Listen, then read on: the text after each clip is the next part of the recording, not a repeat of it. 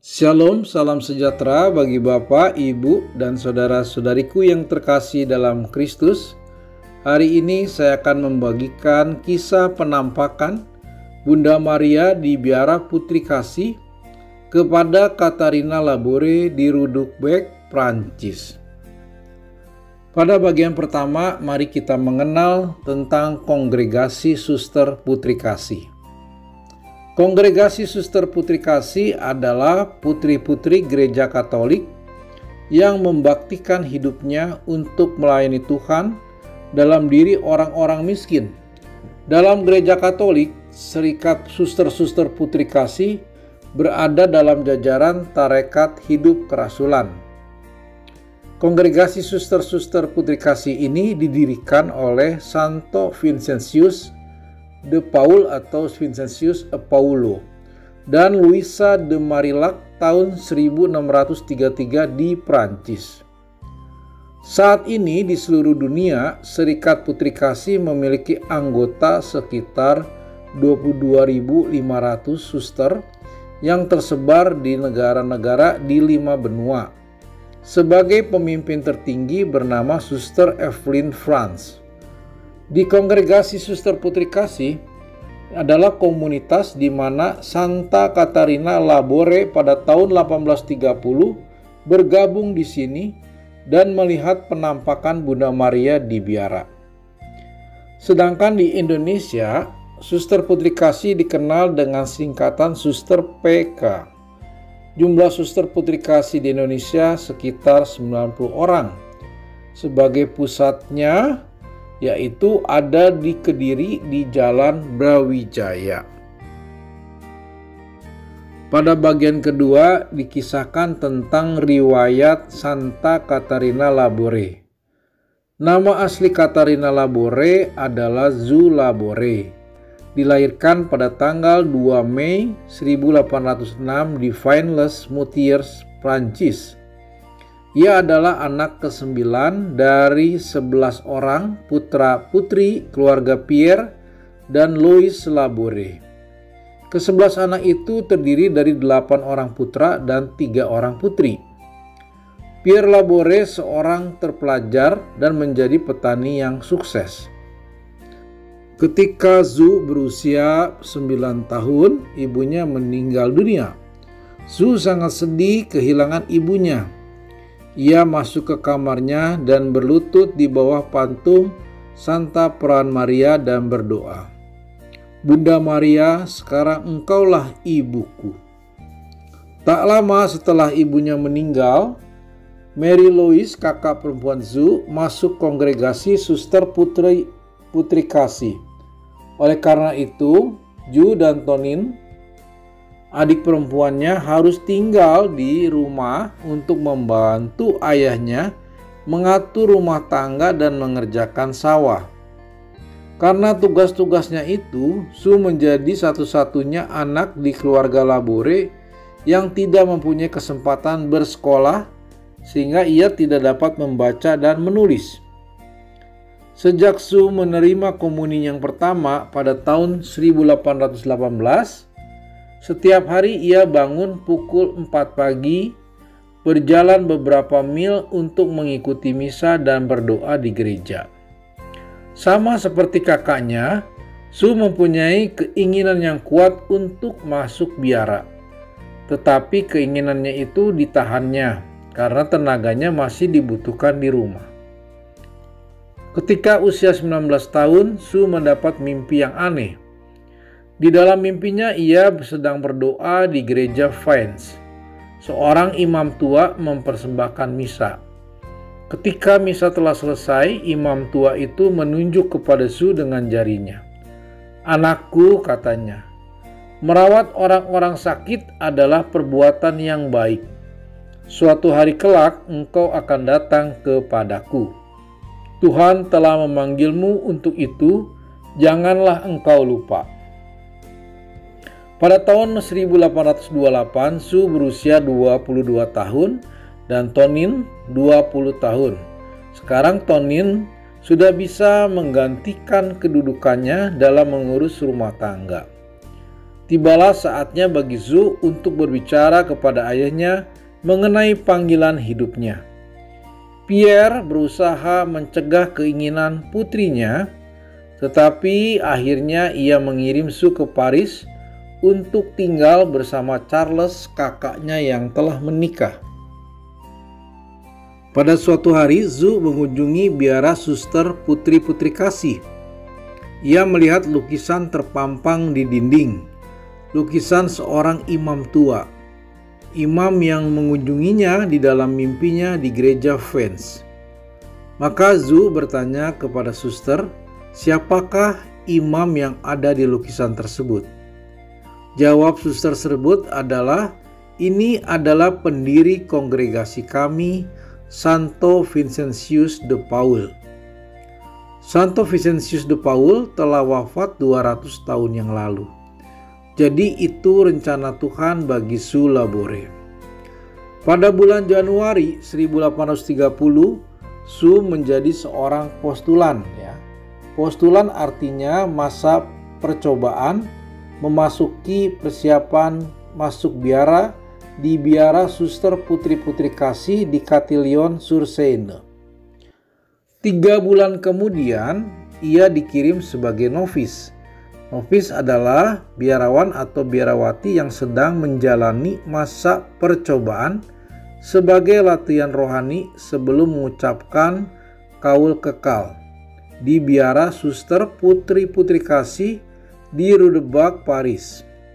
Zhu memilih nama panggilannya atau nama barunya adalah Katarina. Kita lanjutkan ke bagian ketiga, di mana adanya penampakan hati Santo Vincentius de Paul dan Tuhan Yesus. Di biara Rue de Bac, Suster Katarina memperoleh penampakan-penampakan yang luar biasa. Selama 3 hari berturut-turut, ia mendapatkan penampakan hati Santo Vincentius de Paul di atas tempat relikui daripada Santo Vincentius de Paul disimpan. Kemudian di lain waktu ia melihat Tuhan Yesus yang Maha Rahim di depan sakramen Maha Kudus. Penampakan seperti ini terjadi teristimewa pada waktu misa, di mana Tuhan akan menampakkan diri sesuai dengan bacaan liturgi pada hari itu. Kemudian pada tanggal 18 Juli menjelang pesta Santo Vincentius de Paul yang akan dirayakan keesokan harinya, seorang suster superior menceritakan kepada para novis tentang keutamaan-keutamaan pendiri kongregasi. Mereka juga membagikan kepada masing-masing novis sepotong kain dari jubah Santo Vincentius. Dengan sungguh-sungguh, Suster Katarina memohon bantuan doa kepada Santo Vincentius agar ia diperkenankan memandang Bunda Allah. Lalu Suster Katarina pergi tidur. Kita lanjutkan ke bagian keempat, adanya penampakan Bunda Maria.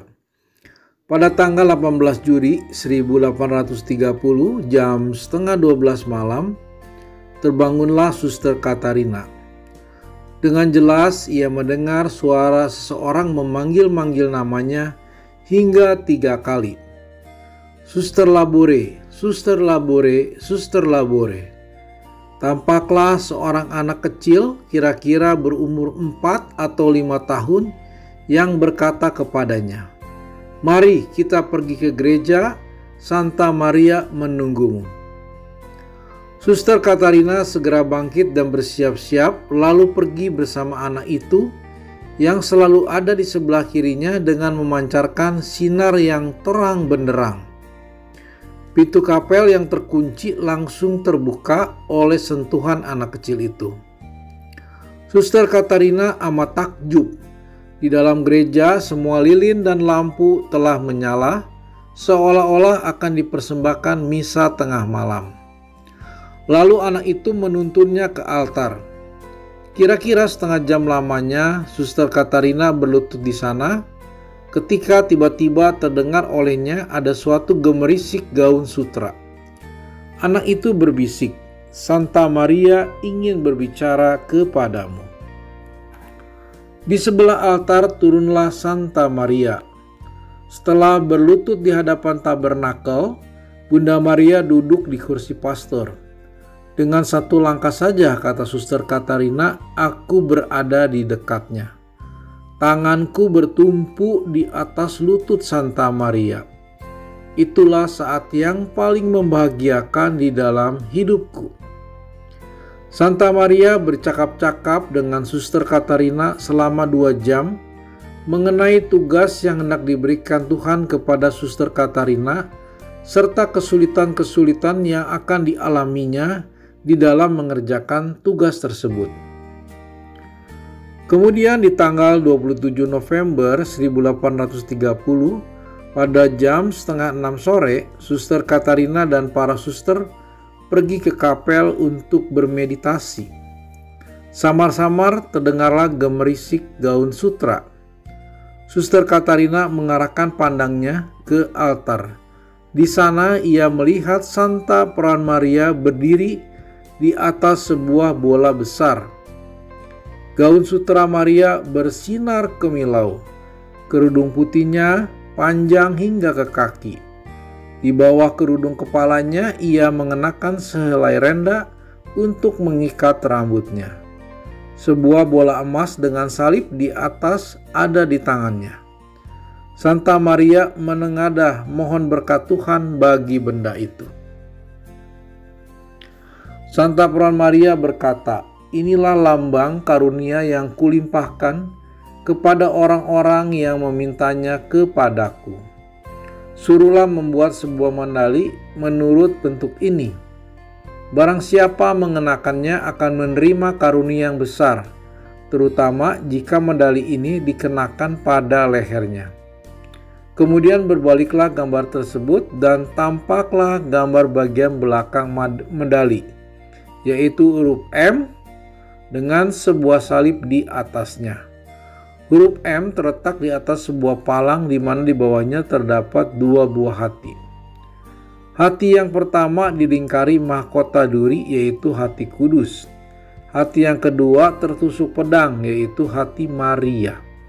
Kita umat Kristen telah ditebus oleh Tuhan yang telah disalibkan di hadapan ibunya, Maria Ratu para Martir. 12 bintang mengelilingi penampakan tersebut.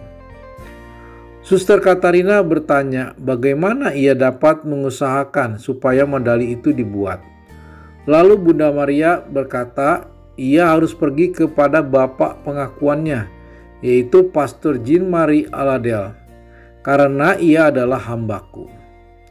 Pada mulanya Pastor Aladel tidak dapat percaya apa yang dikatakan Suster Katarina. Namun demikian, setelah 2 tahun berlalu, ia pergi juga ke Uskup Agung Quellen di Paris, dan pada tanggal 20 Juni 1832, Uskup Agung Quellen memerintahkan agar segera dibuat 2000 medali. Ketika Suster Katarina menerima medalinya, ia berkata, sekarang medali ini harus disebarluaskan. Devosi kepada medali yang dianjurkan oleh Suster Katarina secara ajaib menyebar dengan cepat. Pertobatan dan musisat-musisat yang terjadi melalui medali Santa Peran Maria tidak terhitung banyaknya. Sehingga nama resmi yang diberikan kepada medali tersebut adalah medali dari yang dikandung tanpa dosa. Mereka lebih suka menyebutnya sebagai Miraculous Medal atau medali ajaib, sedangkan di Indonesia dikenal dengan medali wasiat. Pada tahun 1836, komisi khusus ditunjuk oleh Bapak Uskup Agung menyatakan bahwa penampakan Santa Peran Maria di Kapel Biara Putri-Putri Kasih di Rue du Bac, Paris, Prancis adalah benar. Kita pun diberi keistimewaan untuk mengenakan medali wasiat. Mengenakan berarti menerima tawaran perlindungan Bunda Maria yang membawa kuasa putranya Yesus Kristus di dalam hidup kita. Oh Maria yang dikandung tanpa dosa, doakanlah kami yang berlindung kepadamu. Salam Maria, penuh rahmat Tuhan sertamu, Terpujilah engkau di antara wanita dan terpujilah buah tubuhmu Yesus. Santa Maria Bunda Allah, doakanlah kami yang berdosa ini sekarang dan waktu kami mati. Amin. Dalam nama Bapa dan Putra dan Roh Kudus. Amin. Kita lanjutkan pada bagian kelima, yaitu akhir hidup dari Suster Katarina. Semua orang yang mengenakan menali wasiat pada lehernya akan memperoleh karunia khusus. Pesan Bunda Maria ini dilaksanakan oleh Suster Katarina dengan menyebarkan menali wasiat tersebut kepada semua orang yang ada di situ. Berkat menali wasiat tersebut, banyak orang disembuhkan dan membawa orang pada pertobatan. Peristiwa penampakan dengan Bunda Maria tidak pernah diceritakan oleh Suster Katarina kepada rekan-rekannya baik dalam satu biara maupun di luar biara. Penampakan ini baru diceritakan kepada kepala biara, yaitu Suster Dufes, 8 bulan menjelang kematiannya.